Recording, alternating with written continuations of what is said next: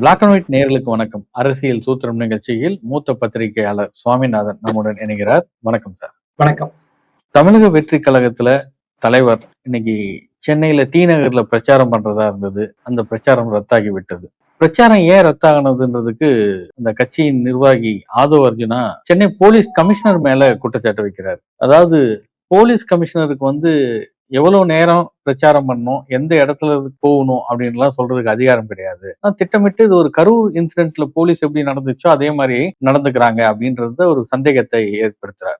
விமர்சனத்தை திடீரென்று இன்னமும் அவங்க திமுக சொல்றதுதான் அந்த கமிஷனர் கேட்கிறாருன்ற மாதிரியான ஒரு குற்றச்சாட்டையும் முன்வைக்கிறார். ஆதவ அர்ஜுனா சொல்லக்கூடிய இந்த விஷயத்துல போலீஸ் தரப்புல தவறு இருக்கிறதா கருதலாமா, இல்ல ஆதவ அர்ஜுனா அதை புரிந்து கொள்ளாமல் பேசுகிறார், இல்ல ஒரு அரசியல் நிலைப்பாட்டிற்காக அப்படி பேசுகிறார் அப்படின்றது தெரியுதா? இல்ல, அவர்களுடைய புரிதல் திறன் மீதான கேள்வியை தான் இது எழுப்புது. கிட்டத்தட்ட நீங்க எஸ்ஓபி முதல்ல பேசணும். கடந்த காலங்கள்ல அவர்களுக்கான வழிகாட்டி நெறிமுறைகள் என்னைக்கு தேர்தல் நடத்திய விதிகள் அமலுக்கு வந்ததோ அந்த எஸ்ஓபிக்கு வேலை இல்லைன்னு இவர்களே பேசினாங்க. இப்ப அதையெல்லாம் தாண்டி இப்ப மிக முக்கியமான ஒரு இடம் என்னன்னு பாத்தீங்கன்னா, பொதுவா ஆளுங்கட்சிக்கு சாதகமாக அரசு அலுவலர்கள் நடந்துக்குவாங்களா, காவலர்கள் நடந்துக்குவாங்க. அது எந்த தருணத்துல நடக்கும் தெரியுமா? மீண்டும் அந்த ஆட்சியை உறுதி செய்யப்பட்டு விட்டது அப்படின்னா நடக்கும். நமக்கே தெரியும். நீங்கள் ஒரு சீனியர் ஜேர்னலிஸ்ட், கிட்டத்தட்ட ஐஏஎஸ் ஐபிஎஸ் ஆபீசர்ஸ் எல்லாம் இந்த பக்கமும் துண்டு போட்டு வச்சிருப்பாங்க, அந்த பக்கமும் துண்டு போட்டு வச்சிருப்பாங்க. இதெல்லாம் கடந்த கால வரலாறு. அப்ப ஆதவ அர்ஜுனா அவருக்கு முதல்ல நம்பகத்தன்மை மீதே கேள்வி எழுதுல. நம்ம காவல்துறை இன்னும் திமுக பேச்சுதான் கேட்கிறாங்கன்னா திமுக ஆட்சி மீண்டும் வரப்போகுதோன்னு சொல்றாரு அவரு. அப்ப அந்த இடமும் ஒரு நெருடலான இடத்துக்குள்ள போறாரு. விஜய் ஜெயலலிதா அவர்கள் நான் இந்த வார்த்தையை எப்படி வகுத்திருப்பாங்க? அவர் சொல்றதுல உண்மையா உண்மை இல்லையா என்பது இரண்டாவது பிரச்சனை. நீங்க விஜய் ஜெயலலிதா போன்ற ஒரு ஆளுமைகள், அதிமுக போன்ற கட்சி இதை எப்படி டீல் செஞ்சிருக்காங்க? ஆட்சி மாறும் போது காட்சி மாறும், நம்மை புறக்கணித்தவர்கள் எங்க இருப்பாங்க நமக்கு தெரியும்னு பேசுவாங்கல்ல. அதுதானே ஒரு ஈர்ப்பை ஏற்படுத்தக்கூடிய குரல். இது பரிதாபத்தை ஏற்படுத்துற குரல்ல. எங்களை தடுக்கிறீங்க, நீங்க போலீஸ்காரங்க இன்னும் திமுக அரசுக்கு திமுகவுக்கு விசுவாசமா இருக்காங்க, முதல்வர் சொல்றதை கேட்கிறாங்க அப்படிலாம் பேசுறது என்பது பரிதாபத்தின் குரலாக தான் ஒலிக்கும். நீங்க உங்களை மக்கள் பரிதாபமா பார்க்கவே கூடாது இல்ல. முதல்ல நீங்க மக்களுக்காக இல்ல களத்துல நிக்கிறீங்க. நம்ம மக்கள் கிட்ட உங்களுக்கு பரிதாப குரல் எடுபடாது இல்ல. விஜயே அந்த குரலை தான் நோக்கி இப்ப நகர்றாரு. அண்மை காலமாக நம்ம பார்த்தோம்னா, நான் பாதிக்கப்பட்ட எல்லோருக்குமான குரலாக வந்திருக்கேன், நானும் பாதிக்கப்பட்டவன் தான் பேச ஆரம்பிக்கிறார்ல. சோ அந்த இடம் ஒரு ஆபத்தான இடம்ங்கிறேன். ஒன்று. இன்னொரு நிலையில பாத்தீங்கன்னா, அவர் சொல்றதுல ஒரு இடம் சரி. எதிர்கட்சி தலைவர் பிரச்சாரம் போறாரு, மற்றவர்கள் எல்லாரும் பிரச்சாரம் போறாங்க, சிஎம் ஸ்டாலின் போறாரு, நேற்று கூட விருதுநகர்ல இருந்தாரு, பல இடங்கள் போகிறார். நீங்க அந்த கூட்டத்திற்கும் விஜயனுடைய கூட்டத்திற்கும் வித்தியாசம் இருக்குல்ல. அங்க போய் யாரும் கார் மேல ஏறி படுக்கலையே. நம்ம பாண்டிச்சேரியில பார்த்தோமே, கிட்டத்தட்ட 41 பேர் கரூர்ல துன்பியல் மரணம் நிகழ்ந்து விட்டது. அத்தோட நின்று போச்சா? அதுக்கு அடுத்த ஒரு மரணத்தை பார்த்தோம். ஒரு பையன் பைக்ல 2 வீலர்ல பின்னாடியே போனவர் கிட்டத்தட்ட நீண்ட சிகிச்சைக்கு பின் இறந்து போகிறான்னு பார்த்தோம். இன்னொரு பக்கத்துல பார்த்தா அவரோட காரோட மேல ஏறி ஒருத்தன் படுத்து கிடந்து பறக்க முத்தம் கொடுக்குறாரு. போலீஸ் கால் பிராக்சரு போற இடங்கள்ல காயங்கள்ன்றது கணக்கில் வராமல் இருக்குது. ஆமா, காயங்கள் அதிகமாக இருக்கு, கட்டுக்கணக்கான கூட்டம் இருக்கு. இப்ப போலீஸுக்கு திமுகவுக்கு விசுவாசமா இருக்காங்களா, அதிமுகவுக்கு விசுவாசமா இருக்காங்களா என்பதை தாண்டி ஒரு நெருடல் இருக்கு சார். அது என்ன நெருடல்னா, தன்னோட பணியை பாதுகாக்கணும். முதல்ல நீங்க நாளைக்கு ஒரு துன்பியல் நிகழ்வு ஏதாவது நடந்துருச்சுன்னு வச்சுங்களேன், சிபிஐ என்கொயரி கூப்பிடுறாங்களே, கரூர்ல கூப்பிடுறாங்களே. சிபிஐ என்கொயரி கூப்பிடுறது ஒரு பக்கம், திருச்சியில மாதிரி போலீஸுக்கு பிராக்சர் ஆகாம இருக்கணும்ன்றது ஒரு பக்கம். ஆமா, போலீஸுக்கும் உயிருக்கான விஷயம் அச்சம் அதெல்லாமும் வரதானே செய்யுதுங்க. நம்ம ஊர்ல தமிழ்நாட்டுல இன்னும் சொல்ல போனா போலீஸ் அந்த மாதிரி நடந்துக்கலாம் தான் தோணுது தாவேகாவினரை பார்த்து. ஆனா புதுச்சேரியில போலீஸ் ஒரு இடத்துல அந்த வாகனத்தை பின்தொடர்ந்து வந்துட்டு இருக்கும் வாகனத்தை போலீஸ் இறங்கி ஓடி போய் எல்லா அந்த 2 வீலருடைய வாகன சாவியை எடுத்துக்கிட்டு போறதை பாக்குறோம். அப்ப அந்த இடத்தோட கண்ட்ரோல் பண்றதுக்கு வேற வழி தெரியல அவங்களுக்கு. கண்ட்ரோல் பண்றதுக்கு முடியாத ஒரு கட்டத்துல வாகனத்தை நிறுத்தி சாவியை தூக்கிட்டு போகக்கூடிய ஒரு இடத்துக்கு போலீஸ் போய் நிக்கிறது நம்ம அங்க பார்த்தோம். நிச்சயமா சார். இப்ப தாவேகா கிட்ட இருக்கிற ஒரு வாய்ப்பு, நான் இன்னைக்கு நேற்றுல கிட்டத்தட்ட ஒரு 6-7 மாதங்களுக்கு முன்பே சொல்றேன், மற்ற தலைவர்கள் பிரச்சாரம் செல்கிற பொழுது விஜயால 224 தொகுதி போக முடியாது என்பதுதான் நான் தொடர்ந்து பேசி இருந்திருக்கிறேன். சோ இப்பவும் நான் சொல்றேன், அவருக்கு டிஜிட்டல் வழி பிரச்சாரமே போதுமானதா இருக்கும். நீங்க நேரடியா போய் மக்களை சந்திக்க போறேன், அது இன்னும் கொஞ்சம் மக்களை சிரமப்படுத்தும். அந்த இடத்துக்கு தான் நிக்கிறாங்களா விஜய் கட்சி? அதாவது எங்களுக்கு பாதுகாப்பு கொடுக்கல, எங்களுக்கு ரோடு ஃப்ரீ பண்ணி கொடுக்கல, நாங்க வில்லிவாக்கத்தில் புறப்பட்டால் அண்ணா நகருக்கு போவதற்கு மக்களுக்கு பாதுகாப்பு வேண்டும், சாலைகள் ஃப்ரீயாக இருக்க வேண்டும், இதெல்லாம் அவங்க கேட்கறது. அப்ப எல்லா போக்குவரத்தையும் நிறுத்திட்டு விஜய்க்கு போக்குவரத்து விடணும்ன்றதுதான் அவங்களுடைய விஷயம். அந்த அளவுக்கு நடக்கல, அதனால நாங்க டிஜிட்டல் பிரச்சாரத்தோடய நிறுத்திக்கிறோம் அப்படின்ற ஒரு இடத்துக்கு ஒரு நியாயப்படுத்திக் கொள்வதற்கான ஒரு விஷயத்துக்கு நிக்கிறாங்க அப்படின்றது எடுத்துக்கலாமா? அப்படி நிச்சயமா அதை நோக்கி தான் சார் போறாங்க. நீங்க மக்களை சந்தி அண்ணா சொன்னாரு, இவர் சொல்றாரு, விஜய் சொல்றாரு, ஆதவர்ஜுனா அதை அடிக்கடி சொல்றாரு. நீங்க மக்களை சென்று சேர் அப்படிங்கிறதுனுடைய இலக்கணம் என்னங்க? மக்களை சென்று சேர் என்பது நீங்க ஆள், படை, அம்பாரி எல்லாரையும் விலக்கிட்டு போறதா? நீங்க விமானத்துல தனியா போறீங்க. பொது போக்குவரத்துல என்னைக்கு போனாரு விஜய்? நீங்க பொதுமக்களை விலக்கிக்கிட்டு முதல்வரான பின்பு கிராமம் தோறும் வந்து உங்களை சந்திக்கிறேன்னாரு. அப்பொழுதே அது உறுதி செய்யப்பட்டது தானே. அவரே இல்ல சொன்ன வார்த்தை தானே அது. இப்ப ஆதவர்ஜுனா கூட இந்த பேட்டியில சொல்லும்போது பர்மிஷன் குடுக்கப்படல. போலீஸ்க்கு எப்படி அதிகாரம் இருக்கும்? இந்த இடத்துக்கு மட்டும் தான் நீங்க வரணும். இந்த டயத்துக்கு தான் வரணும்லாம் எப்படி இவங்க சொல்றதுன்னு கேட்டுட்டு, எனக்கு வந்து நாள் மத்தியானமாவது தெரியணும். இல்ல சாயந்தரம் 4 மணிக்காவது சொல்லணும். அடுத்த நாள் 2 மணிக்கு பிரச்சாரத்துக்கு வரேன்றத எனக்கு நாள் சாயந்தரம் 4 மணிக்கு சொன்னா தான் எங்க ஆட்கள்ட்ட நாங்க சொல்ல முடியும்ன்றாங்க. அப்ப இவங்க ஆட்கள்ட்ட சொல்றது, ஏற்பாடு பண்றது, திட்டமிடுறது இப்படின்லாம் சொல்றாரு. இப்ப இதையெல்லாம் செய்து ஆட்களை வர வைக்கும்போது தான் இந்த மாதிரியான பிரச்சனைகள் ஜாஸ்தி ஆகுதா? ஆமா சார், நிச்சயமா சார். அதாவது இவர்கள் முந்தைய நாளே சொல்லணும் என்று எதிர்பார்ப்பது, கடைமட்ட லெவல்ல கட்சிக்காரங்ககிட்ட போய் சொல்றது. அப்ப அவங்க அங்க என்னன்னா பேசு பொருளாக்குறது. விஜய் நாளைக்கு வராரு, மத்தியானம் வராரு, 2 மணிக்கு வராரு, 2 மணிக்கு வராருன்னு சொல்லிக்கிட்டே இருக்காரு. அது ஒரு வகையான ஆள் சேர்ப்பு தான். இந்த திமுக, ம். அதிமுக வண்டி வச்சு அடிக்கிறாங்க. இங்க விஜய் என்பது ஒரு பெரிய பப்ளிக் ஃபிகராக இருக்கிறார். ஒரு பெரிய நடிகராக இருக்கிறார். அதனால இயல்பாவே அது மவுத் டாக்ன்னு சொல்லலாம். அது மாரி ஒருத்தர் மாத்தி ஒருத்தர் சொல்ல கூட்டம் வரும். பட் விஜயாவே இருந்தாலுமே, இன்றைக்கு மக்கள் 2 மணிக்கு வரணும்ல. அந்த இடம் ம். ஒரு முக்கியமான இடம் இல்ல சார். வெயில் எவ்வளவு கொளுத்துது. ம். ஆமா. கிட்டத்தட்ட வெயில் வந்து வாட்டி வதைக்கிற வெயிலா இருக்கு. அங்க ஒரு கட்டுக்கடங்காத கூட்டம் வரணும். அப்ப அவர்கள் முந்தைய நாளே சொல்லிதான் வர்றாங்கங்கிறதா ஆதவர்ஜுனாவினுடைய குரலே தெரியுது. இங்க விஜய் திடீர்னு ரோட்ல வந்தாருன்னா, அந்த 2 பக்கமும் இருக்கிற மக்கள் வேண்டுமானாலும் திரண்டு நிக்கலாம். அவ்வளவுதானே. ஆனா அவர்கள் ஏதோ ஒரு வகையில செய்திய சேர்க்கிறாங்கன்னு தான் நான் பார்க்கிறேன். திரட்டுறாங்கன்னு பார்க்கல அத. செய்திய கொண்டு போய் சேர்க்கிறாங்க. களத்துல மக்கள் கிட்ட கட்சியினர் வழியா தான் திரட்டுறாங்க. ஒரு வாட்ஸ்அப் குரூப்ல நாளைக்கு தலைவர் 2 மணிக்கு இங்க வராரு. அதான் அதுல முக்கியமான புள்ளி சார். ம். ஒரு அப்படின்னா தொகுதிக்கு வராரு. பக்கத்துல இருக்க அடுத்த மாவட்டங்கள்ல இருக்கவங்க எல்லாம் கூட வர்றதுக்கான வாய்ப்புகள் வருது. வாய்ப்பு இருக்கு. அதுதான் நான் சொல்ல ம். வந்தேன். அந்த தொகுதியில உள்ளவர்களோ, அந்த தெருவில் உள்ளவர்களோ, அந்த பகுதியில உள்ளவர்களோ மட்டும் கிடையாதுல்ல. ம். நீங்க விஜய பார்க்கலாம். நான் சென்னை வந்திருக்கேன் கன்னியாகுமரியில இருந்து. ம். அடுத்த தெருல விஜய் வரப்போறாருன்னு முந்தின நாளே தெரிஞ்சுச்சுன்னா, சென்னை வரை வந்துட்டோம். அப்படியே விஜய் பிரச்சாரம் எப்படி இருக்குன்னு போய் பார்ப்போம். நம்ம பத்திரிகையாளராக பார்ப்பது வேற. ம். பொதுமக்களும் போயிடுறாங்கல்ல அந்த இடம். சோ அப்ப அப்படி நம்ம பார்க்கிற பொழுது, அது திரட்டப்படுகிற கூட்டமானா திரட்டப்படுகிற கூட்டம் தான். அது எப்படி திரட்டப்படுகிற கூட்டம்னா, பணம் கொடுத்து திரட்டப்படுகிற கூட்டம் இல்ல.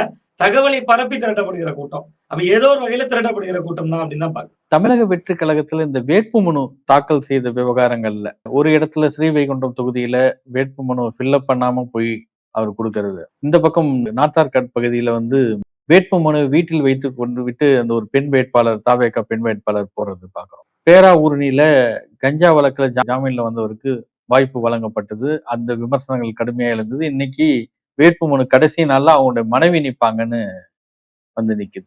இந்த வேட்புமனு விவகாரத்தில் தாவேகாவினர் இதெல்லாம் வெளியில ஒரு பேசு பொருளா போகும், செய்தியோட இது நின்னு போகக்கூடிய ஒரு விஷயமா? இல்ல அதை கடந்து தேர்தலில் இதெல்லாம் ஏதாவது சின்ன சின்னதா எதிரொலிக்கக்கூடிய ஒரு விஷயம்? இல்ல சார், நிச்சயமாக எதிரொலிக்கும். தொடர்ச்சியாக முன்வைக்கக்கூடிய விமர்சனம் தான் தமிழக வெற்றிக் கழகத்தில் புதிய முதிர்ச்சி இல்லை அப்படி என்பது தொடர்ச்சியாக அவர்கள் முன்வை வரக்கூடிய ஒரு மிக இல்ல இப்ப முக்கியமான குற்றச்சாட்டு. வேட்பாளர்ல விஷயம் தெரியலன்றத நம்ம எடுத்துக்க முடியாது. ஏன்னா வேட்பாளர்ல விஷயம் தெரியாததான் அவங்களே புது வேட்பாளர் தான். இப்ப இத கோஆர்டினேட் பண்றதுக்கு, இதுக்கு அசிஸ்ட் பண்றதுக்கு நிச்சயமா ஒரு டீம் அந்தந்த வேட்பாளருக்குன்னு இவங்க ஏற்பாடு பண்ணி கொடுக்கணும்ல கட்சியின் சார்புல. இந்த தொகுதிக்கு உங்களுக்கு இவரு ஹெல்ப் பண்ணுவாரு. இந்த டீம் வந்து உங்களுக்கு ஃபார்ம் ஃபில்அப் பண்ணி கொடுக்கறதுக்கான வேலைகளை செய்யும். ஏன்னா இந்த விமர்சனங்கள்லாம் கடுமையாக சோசியல் மீடியாக்கள்ல, ஊடகங்கள்ல வைக்கப்பட்டுக்கிட்டு வந்த ஒரு விஷயம். வேட்புமனு ஃபில்அப் பண்ண தெரியுமா தாவேகா வேட்பாளர்களுக்கு? அப்படின்லாம் வந்து விமர்சனங்கள் எழும்போது, இந்த விமர்சனத்தை கூட உடைக்கிறக்கூடிய ஒரு வேலையை ஏன் தாவேகாவனம் செய்யாம அவ்வளவு லேசியா எடுத்துக்கிட்டாங்க? இல்ல அதான் சார், அவர்களுடைய அனுபவமின்மையை தான் இது காட்டுது. நீங்க சொன்னதை போல 3வது முறை தலைவரே போய் பிராமண பத்திரம் தாக்கல் செய்ய வேண்டிய சூழல் இருக்குல்ல. 3 முறை. நீங்க மற்றவங்களை விட்டுருங்க. நம்ம ஏதோ ஒரு முன்னுதாரணத்துக்கு ஸ்ரீவைகுண்டத்தை எடுத்துக்கலாம் நீங்க. அதெல்லாம் விட்டுருங்க. கிட்டத்தட்ட தென் மாவட்டத்துல இருக்கக்கூடிய தூத்துக்குடி மாவட்டத்துல இருக்கக்கூடிய ஒரு தொகுதி. அதோட வேட்பாளர் எவ்வளவு ஆளுமையோட இருப்பார் என்பதெல்லாம் 2வது பட்சம். நீங்க முதல்வர் வேட்பாளர்னு சொல்றீங்க. 1க்கு 2 தொகுதியில போட்டியிடுறீங்க. திருச்சி கிழக்கு ஒரு பக்கம், இன்னொரு பக்கம் சென்னையில பெரம்பூர் தொகுதின்னு ஓடிட்டு இருக்கக்கூடிய ரேஸ்ல இருக்கக்கூடிய திமுகவுக்கும் தனக்கு தான் போட்டின்னு சொல்லக்கூடிய விஜய் அவர்களுடைய பிரமாண பத்திரம் 3வது முறையாக இன்னைக்கு இது பண்ணப்பட்டிருக்கிறது. அப்ப அந்த இடமே ஒரு நெடுலா இருக்குல்ல. இங்க கீழ இருக்கிற வேட்பாளர்களுக்கு செஞ்சு கொடுக்கலங்கிறது 2வது. முதல்ல அங்க இருக்கக்கூடிய தலைவருக்கே சரியான அந்த வழிகாட்டுதல் குழு இல்ல அப்படிங்கறத ஒரு அதிர்ச்சி தரக்கூடிய உண்மையாக இருக்கு. இது இல்ல கிட்டத்தட்ட எடப்பாடி விஜய் பேரை பழனிசாமி அவர்கள் டேமேஜ் பண்ணக்கூடிய ஒரு டோன் மாதிரி கொண்டு போற மாதிரி தெரியாதா அது? கூட இருக்கிற ஆட்கள் விஷயம் தெரியல, இல்ல திட்டமிட்டே அவர்கள் வந்து இது ஏதோ விஜய்க்கு இப்படி ஒரு இமேஜ கொஞ்சம் ஸ்பாயில் பண்றாங்கன்னு எடுத்துக்க முடியுமா அது? இல்ல அதான் அது அனுபவமின்மையினுடைய வெளிப்பாடு தான். விஜயினுடைய இமேஜ் என்பது அதுக்கு ஒரு டேமேஜ் ஆகும். பட் அதை விட முக்கியமா அவர்களோட வியூக வகுப்பாளர்கள் இருக்காங்களே சார். இன்னைக்கு ம். நேற்று இருக்கவங்க இல்லையா? 2016ல மாற்றம், முன்னேற்றம் அன்புமணிலாம் பிரச்சாரத்தை முன்னெடுத்த டீம்ல அவர் கூட இருக்காங்க. திமுக ஆட்சி வர்றதுக்கு தான் தான் காரணம் அப்படின்னு சொல்லக்கூடிய ஆதவர்ஜுனா அவங்களோட இருக்காங்க. அப்ப எந்த அளவிற்கான ஒரு ஒரு அக்கறை இருக்கிறது அவர்களுக்கு தேர்தலை அணுகுறதுலங்கிறது இத காட்டுது. நீங்க ஒரு சீரியஸா தேர்தல் அட்டெண்ட் பண்றதுக்கும், நம்ம தனித்து விடப்பட்டுட்டோம். 3வது சக்தியா நம்மள ப்ரூவ் பண்ணணும். அதற்காக தேர்தல் அணுகுறதுக்கு ஒரு வித்தியாசம் இருக்குல்ல. இன்னைக்கு 6ஆம் தேதி வேட்புமனுவினுடைய இறுதி நாள். இன்னைக்கு தானே அதிமுக வேட்பாளர்கள்லாம் வேட்புமனு தாக்கல் பண்றாங்க. ம். இன்னைக்கு அவ்வளவு பேர் ஒரு வேட்புமனு தாக்கல் பண்றாங்களே. இனி போய் எங்க போய் அவங்க பிரமாண பத்திரம் போட்டு திருத்த போறாங்க? அப்ப அந்த கான்பிடன்ட் இருக்குல்ல. ஆளுங்கட்சியாக இருந்தவர்களுக்கும் இருக்கு, ஆண்ட கட்சியாக இருந்தவர்களுக்கும் இருக்குல்ல. அந்த இடமே தாவேகாவினுடைய ஒரு மிகப்பெரிய பின்னடைவுன்னு நான் பார்க்கிறேன். நீங்க திரும்பி திரும்பி போய் அந்த வேட்புமனுவை திருத்திக்கிட்டே இருந்து பிரமாண பத்திரம் தாக்கல் செய்துகிட்டே இருக்கிறது உங்களை பலவீனப்படுத்தும். கிரவுண்ட்ல பாருங்க இது கூட பட முடியலையா உங்களால அப்படின்னு பேசு பொருள் ஆகும். அது மக்கள் மத்தியில பேசதான் செய்வாங்க. அது என்ன செய்யும்னா சார், அவரோட ரசிகர்கள் கூட்டத்துல சேதத்தை ஏற்படுத்தாது. அவருக்கு ஓட்டு போடணும் முன்முடிவோடு இருக்கக்கூடிய சில மகளிர்கள் இளைஞர்கள் கிட்டையும் சேதத்தை ஏற்படுத்தாது. இவர்களை மாற்று சக்தின்னு பார்த்திருப்பாங்கல்ல, அந்த மாற்று சக்தின்னு பார்த்த மக்கள் கிட்ட உங்க நம்பிக்கை இழந்திருப்பாங்க. அது அவருடைய வேட்பாளர் தேர்வுல இருக்கு. நீங்க கேட்டதை போல ஒரு தொகுதியில கணவர் கைதான வழக்குகள்ல கைதான போது மனைவியை வேட்பாளராக்குறது. நீங்க அப்புறம் என்ன வாரிசு அரசியல பேசுறீங்க திமுகவ? கணவர் ஜெயிலுக்கு போயிறார். ம். ஜெயில்ல இருந்தவரும் தெரியுது. அப்ப அந்த வீட்ல வாங்க. நீங்க மனைவி வந்து நில்லுங்க. அதுல என்ன நீங்க வாரிசு அரசியல திமுகவுல பேசுறதுக்கு என்ன இருக்கு? நீங்க கிட்டத்தட்ட திமுகவுக்கும் தாவேகாவுக்கும் தான் போட்டின்னு சொல்றீங்கன்னா, களத்துல நீங்க முதல்ல அதுக்கான தயாரிப்பை தயாரிக்கணும். செங்கோட்டையன் இருக்காரு. எத்தனை ஆண்டு தேர்தலை பார்த்தவர். அவர் தலைமையில ஒரு குழுவ போட்டுருக்கலாமே. இப்ப இப்ப இந்த ஒரு ஒரு இடத்துல இனி மன்னராட்சி அப்படின்றத பேசுறதெல்லாம் தாவேகா அதுலேருந்து அவுட் ஆயிடுச்சு அப்படின்ற மாரி தெரியுதா? ஆமா நிச்சயமா சார். நிச்சயமா நான் அதத்தான் சொல்ல வரேன். ஒரு இப்போ அறிவார்ந்த ஆட்சி தளத்துல அதிகாரத்துக்கு வராம ஒரு வேட்புமனு தாக்கல் பண்றதிலேயே கணவர் குற்றம் சாட்டப்பட்டவர் அப்படின்னா, அவர் மனைவிக்கு குடுப்போம் அப்படின்ற ஒரு இடத்துக்கு தானே வந்து நிக்கிறாங்க. ஏன் அந்த ஊர்ல தொகுதியில வேற தாவேகாவினரே இல்லையா அப்படின்ற கேள்வி எழாதா அது? ஆமா நிச்சயமாக எழும்ல சார். நீங்க அது மட்டும் இல்லையே. நீங்க ஒரு உதாரணத்துக்கு நாங்குநேரி எடுத்துக்கிட்டீங்கன்னா, ரெட்டியார்பட்டி நாராயணன் அதிமுகல சீட்டு கிடைக்கல. கட்சியில சேர்ந்த அடுத்த நாள் அவர் தாவேகா வேட்பாளர். திருநெல்வேலியில முருகன் பெரிய கான்ட்ராக்டர். திமுக ஆட்சியிலயும் அதிமுக ஆட்சியிலயும் கான்ட்ராக்டர். திமுகல சீட்டு கிடைக்கும்னு எதிர்பார்த்தாரு. அவருக்கு சீட்டு கிடைச்சா ஜெயிக்க முடியுமா? ஒரே சமூகம் தப்பா இருக்குமேன்னா நயினாரே சாத்தூருக்கு போனாரு. அவரு ம். திமுகல சீட்டு இல்லன்னு தெரிஞ்சோனே அடுத்த நாள் தாவேகால போறாரு. அவருக்கு சீட்டு. அப்ப வந்தாரை வாழ வைக்கும் தமிழ்நாடும்போம். நான் சொன்னேன் வந்தாரை வாழ வைக்கும் தாவேகாங்கிறேன். அப்ப அங்கேயே போஸ்ட் இல்ல ஒட்டுனவன், அங்கேயே பேனர் கட்டுனவன், இத்தனை நாள் உங்களுக்காக ஃபர்ஸ்ட் நாள் முதல் நாள் முதல் காட்சி தியேட்டர லீஸுக்கு எடுத்தவன். சார் விஜய் ரசிகர்கள் இருக்கிறவங்க சாதாரணவங்க கிடையாது சார். நீங்க எடப்பாடியோடோ, ஸ்டாலின் அவர்களுடையோ அந்த பயணிக்கக்கூடிய தொண்டர் மாரி அவங்க இருக்க மாட்டாங்க. உணர்ச்சி பூர்வமானவங்க. எனக்கு தெரியும். நான் முதல் நாள் முதல் காட்சி படம் பார்த்து ஹிண்டு தமிழ்ல இருந்தபோது திரைவிமர்சனம் எழுதியிருக்கேன். 1000 ஷேர் இருக்கும் தியேட்டர்ல. 800, 830 ஷேர் இருக்கும். அவன் முதல் நாள் முதல் காட்சி தியேட்டர் ஸ்கிரீன மட்டுமே 8,00,000 10,00,000 குடுத்து விலைக்கு வாங்குவான். வாங்கி தியேட்டர் டிக்கெட் விப்பாங்க. பாதி டிக்கெட் ஃப்ரீயா தான் போகும். அவங்க அவ்வளவு உடைஞ்சு ஒண்ணுமே இல்லாம உருக்குலைஞ்சு போன ரசிகர்கள்லாம் இருக்காங்க. அவன்லாம் எங்க போனாங்க? ரெட்டியார்பட்டி நாராயணன் வந்துட்டாங்க நாங்குநேர்ல. முருகன் போன்ற பெரிய கான்ட்ராக்டர் திருநெல்வேலியில வந்துட்டாங்க. பாளையங்கோட்டை வேட்பாளர் ஜான் டிம்பர்ஸ் ரொம்ப பெரிய ஆளு. இது ஒவ்வொரு ஊருக்கும் பொருந்துது அவங்களுக்கு. அப்ப வசதியானவர்களா இருக்காங்க. மாற்றுக் கட்சிகள்ல வாய்ப்பு மறுக்கப்பட்டவங்களா இருக்காங்க. போஸ்டர் ஒட்டினவங்க எங்க? பேனர் கட்டினவங்க எங்க? அப்ப அந்த தொண்டர்களை காணோமே. அப்ப அங்க எல்லாமே முரண் சாருது.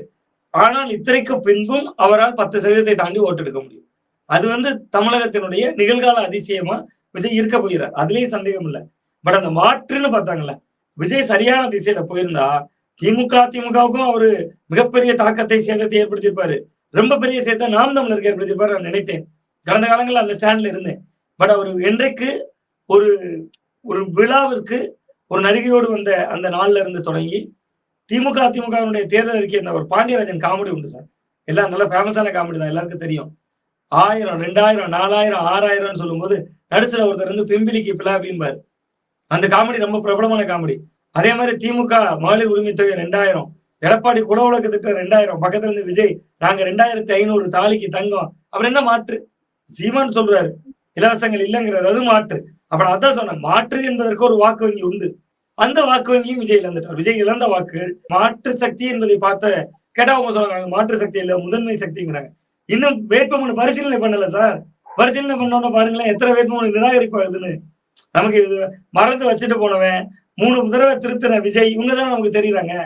இன்னும் வேட்புமனு நிராகரிப்பாக பாருங்க. பல தொகுதிகளில் வேட்பாளர்கள் இல்லாத சூழல் ஏற்படும். நீங்க 234 தொகுதிகளுக்கும் வேட்பாளர் போட்டீங்க. அந்த விதத்துல விஜய் பெரிய நபர் தான். பட் அந்த வேட்பாளர்கள் வேட்புமனு சரியான முறையில் நிராகரிப்பு இல்லாம ஆகுதா? அதெல்லாம் இருக்குல்ல. சோ அப்ப இன்னுமே நிறைய சவால்கள் தாவேகாவுக்கு இருக்கு. பட் அவர்கள் மாற்று சக்தி என்கிற இடத்தை இழந்திருக்காங்க. ஆனா குறிப்பிடத்தகுந்த தாக்கத்தை ஏற்படுத்துவாங்க. திமுகவோ அதிமுகவோ யார் வென்றாலும் அதற்கு காரணம் தாவேகாவா தான் இருக்கும். யார் தோற்றாலும் தாவேகா தான் காரணமா இருக்கும். இந்த தேர்தல் திமுக அதிமுக ரெண்டுக்கும் குடைச்சலையும் விஜய்க்கு பெரிய மன உளைச்சலையும் தரக்கூடிய தேர்தலா இருக்கும் தான் பாக்குறேன். நன்றி சார். நன்றி.